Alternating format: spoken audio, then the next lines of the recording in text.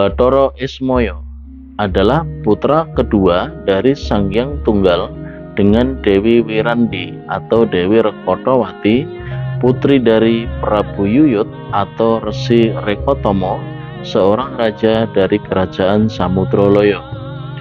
Bathara Ismaya mempunyai dua saudara kandung, masing-masing bernama Bathara Tejamaya atau Bathara Antogo dan Bathara Manekmaya. Ketiga Bathara itu sebenarnya terlahir dalam satu telur yang bercahaya. Karena kesaktian sang ayah yaitu Sang Hyang Tunggal, kulit telur tercipta menjadi Bathara Tejamaya atau Bathara Antogo, putih telur tercipta menjadi Bathara Ismaya, dan kuning telur tercipta menjadi Bathara Manekmaya. Setelah dewasa, ketiga putra Sang Hyang Tunggal itu memperebutkan hak sebagai penguasa alam Kayangan.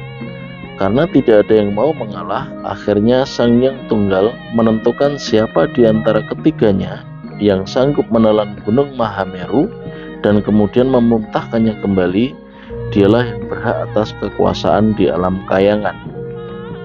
Sebagai anak pertama, Bathara Antogo atau Bathara Tejamaya diberi kesempatan pertama kali untuk membuktikan kesaktiannya. Dia mengerahkan seluruh kemampuan dan kesaktiannya. Ia mencoba menelan Gunung Mahameru. Begitu besar tekad dan usahanya sampai-sampai mulutnya robek. Tetapi ternyata Bathara Antogo atau Bathara Tejamaya tidak sanggup menelan Gunung Mahameru tersebut. Akibat peristiwa itu, Yang Maha Kuasa mengubah wujud Bathara Tejamaya menjadi jelek, yaitu dengan bertubuh gemuk, pendek, matanya melotot, hidungnya pesek, dan mulutnya sangat lebar. Suaranya besar, bernada rendah, dan serak. Oleh ayahnya, Sang Hyang Tunggal, kemudian Bathara Tejamaya diberi nama menjadi Togog. Selanjutnya kesempatan kedua untuk menelan Gunung Mahameru dilakukan oleh Bathara Ismaya. Bathara Ismaya berhasil menelan Gunung Mahameru, tetapi ternyata tidak sanggup memuntahkannya kembali. Usaha untuk mengeluarkan gunung itu dari duburnya juga tidak berhasil. Gunung itu tertahan di pantatnya. Akibat peristiwa itu, Yang Maha Kuasa merubah wujud Bathara Ismaya menjadi bertubuh pendek, gemuk, berperut buncit, dan berpantat besar. Karena perubahan wujud pada Bathara Ismaya tersebut, Sang Hyang Tunggal akhirnya merubah nama Bathara Ismaya menjadi Semar. Selanjutnya, setelah tertelannya Gunung Mahameru oleh Bathara Ismaya, maka Bathara Manekmaya tidak mendapat kesempatan untuk mencoba kesaktiannya. Karena itu, Sang Hyang Tunggal lalu menetapkan Bathara Manekmaya menjadi penguasa para dewa di Kayangan. Namun dalam peristiwa selanjutnya, setelah beberapa lama, akibat peristiwa yang terkait dengan istrinya yaitu Bathari Uma mengalami perubahan wujud menjadi bertangan empat dan bertaring. Dalam suatu peristiwa yang lain lagi terkait dengan pencarian air kehidupan atau yang disebut dengan Tirta Amarta, Bathara Manekmaya menelan racun sehingga lehernya berubah menjadi biru. Setelah peristiwa-peristiwa tersebut, Bathara Antogo atau Bathara Tejamaya yang telah berubah menjadi Togog dan Bathara Ismaya yang telah berubah menjadi Semar oleh Sang Hyang Tunggal diperintahkan harus turun ke dunia dan hidup sebagai manusia.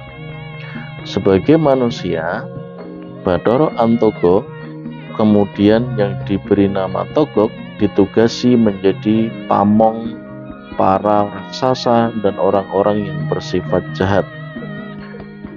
Kelak untuk melaksanakan tugasnya ini, Togog ditemani oleh Bilung alias Sorowito.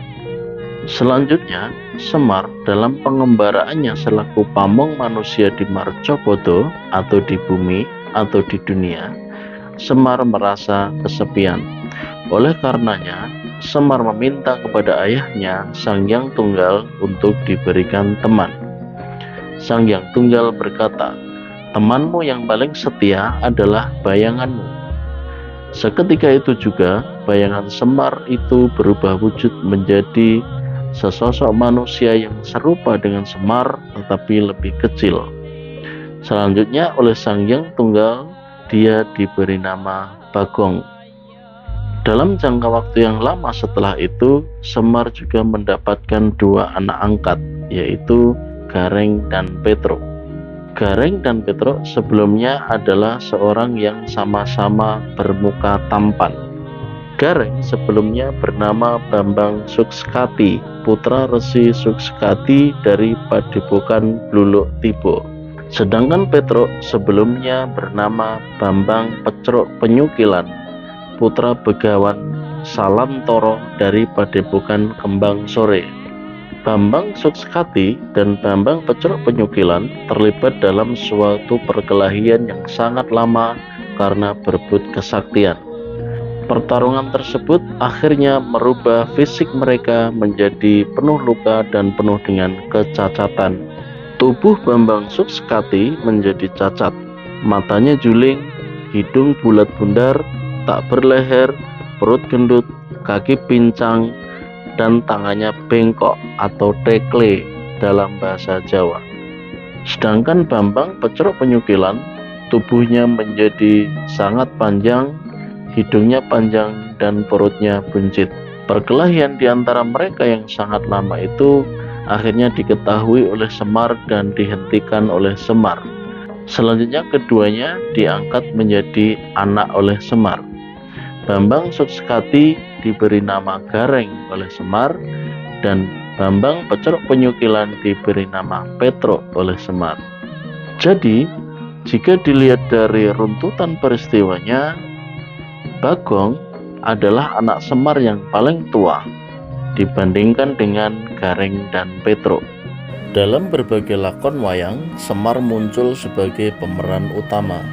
Namun fungsi utama Semar pada seluruh lakon wayang adalah sebagai pengisi dan pengarah utama nilai falsafah kehidupan.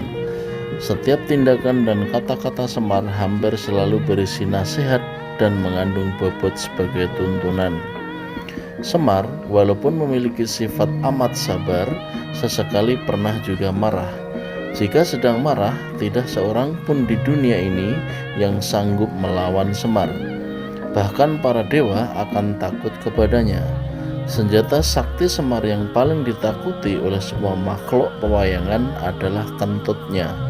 Bau busuk, bak sampah nuklir itu sanggup memporak-porandakan sepasukan raksasa. Dalam falsafah Jawa, tokoh Semar menduduki tempat yang sangat terhormat. Dalam pengertian filosofi Jawa, Semar bukan lelaki, bukan pula perempuan, dan juga bukan banji. Dia juga melambangkan kebenaran yang hakiki dan dengan demikian merupakan jaminan kemenangan serta keselamatan. Kata-kata Semar dianggap sebagai suara rakyat kecil, suara hati nurani manusia yang asasi. Banyak lakon yang melibatkan Semar sebagai tokoh sentral. Hal ini menunjukkan bahwa fungsi tokoh Semar di dalam khasanah kebudayaan Jawa dianggap penting. Lakon-lakon itu diantaranya adalah Bathara Wisnu Kromo, Semar Tambak, Manumoyo Sorabi, Semar Kuning, Pandu Lair, Pandu Kromo, Mintorogo, Semar Mbangun Kayangan, Semar Gugat, Semar Boyong, Semar Bareng Jantur, Makutha Rama, Gatot Kaca Sungging, Kilat Buwana, Semar Kuning, Sekar Pudak Tunjung Biru, dan Semar Mbabar Jati Diri. Sebagaimana halnya dengan Togog dan Bilung, Semar beserta anak-anaknya sebagai punakawan, yaitu Bagong, Gareng, dan Petro, berusia sangat panjang. Mereka sudah ada sejak sebelum zaman Ramayana dan masih hidup puluhan tahun setelah perang Baratayuda berakhir.